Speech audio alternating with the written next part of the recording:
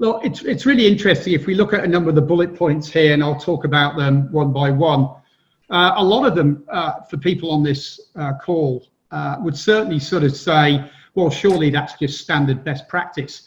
The interesting thing is, as we led up to the COVID situation, a lot of businesses were doing very well. A lot of markets were going pretty well. And there's a lovely expression that a client once shared with me, which he actually said, it's interesting because success gets in the way of best practice because we get quite complacent in terms of what we're doing.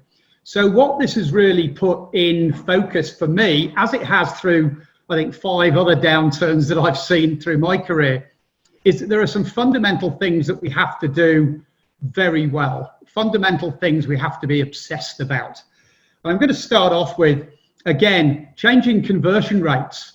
Now, this might sound incredibly naive and a bit sort of basic, but somebody once said to me, the only thing that changes in a downturn is our conversion rate. And I smiled when he said that, and I said, so what do you mean? He goes, well, look, the average order size typically goes down. The hit rates that we get in terms of the proposals that we put forward might go from 1 in 2 to 1 in 5, and the velocity in terms of the time it takes to get those orders over the line actually changes as well. So fundamentally, if we want to just stand still, we've got to take all those things into consideration when we're building our plans, managing and leading our teams, especially our sales and marketing teams, if we are to actually maintain, maintain our business as we go forward. So who are the critical people to do that? Well, in my view, it's very much sales leadership. And I love this expression from an organization called Zenga Folkman, who talk about sales leadership is a contact sport. We've all probably seen sales leaders over the years that sort of fly the desk, have a light touch with their salespeople, especially when things are going well. But my view has always been not to be obtrusive, but to have that touch and the appropriate touch with your salespeople so that you absolutely know what's going on. And sales leaders, we believe, have to manage 3 key things in their sales team. That's the quantity of the effort that they're putting in, where they're putting their effort, and then the quality of what they're doing.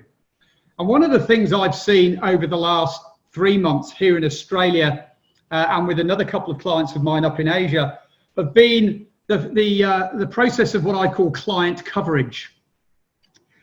One of the things that clients want is contact from us. And I'm not talking about email. I'm talking about they want to talk to somebody. They want to have somebody engaging with them who's got a genuine interest in them and their business and is helping to try and support them through this particular crisis. And what a classic example is an organization, quite a large one. We're averaging about 1,500 face-to-face visits a month pre the crisis. Through the crisis, by using things like Zoom and telephone and other types of fairly base technologies, we're actually taking that level of contact up to 12,000 per month. It meant that their client coverage was going on average from 50% to 15% of their clients a month to 18%. They were just basically keeping in contact, understanding what was going on. We were there for you. And the quality of those conversations, along with the quantity and the focus, really hit home. Consistent communication, absolutely key, both to our customers, of course, and also internally to our teams. And then something I'm just going to hand over to Grant on, which is this whole thing around customer obsession.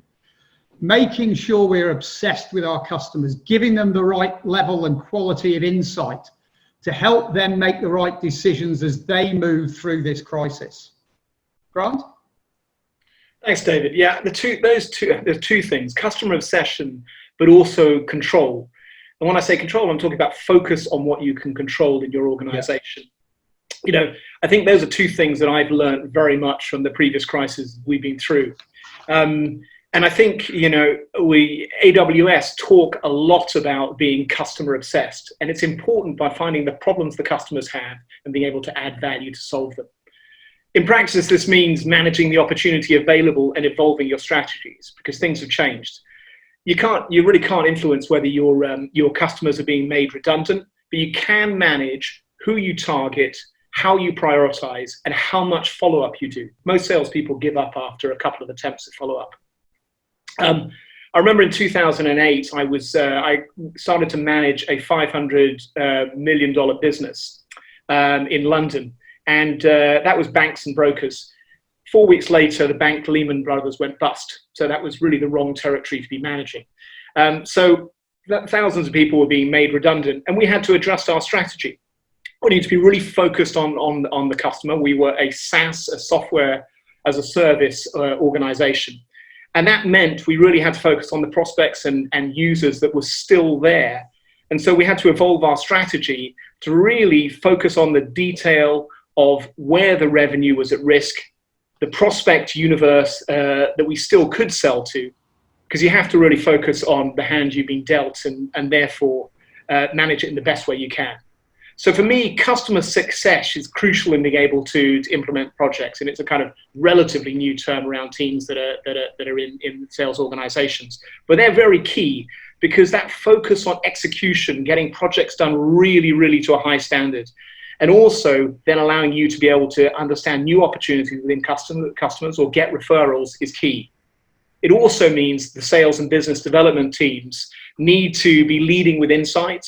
They need to be aggregating their industry expertise and really adding value to customers and prospects that differentiate them. And so that focus, spending time with customers, is absolutely critical.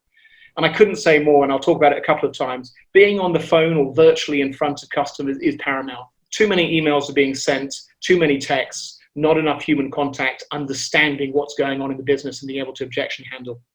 And I think the last thing I'd say is, you need to use this crisis to play to your strengths. I've been working with a customer who are a food industry group. They were very worried about renewals in this period. What they weren't doing is really thinking about capitalizing on the amount of unique content they were providing to their existing customers. And with that allowed them to have better renewal conversations now and really leverage their expertise to be able to bring in new customers. And so thinking through those points are really important. Thanks.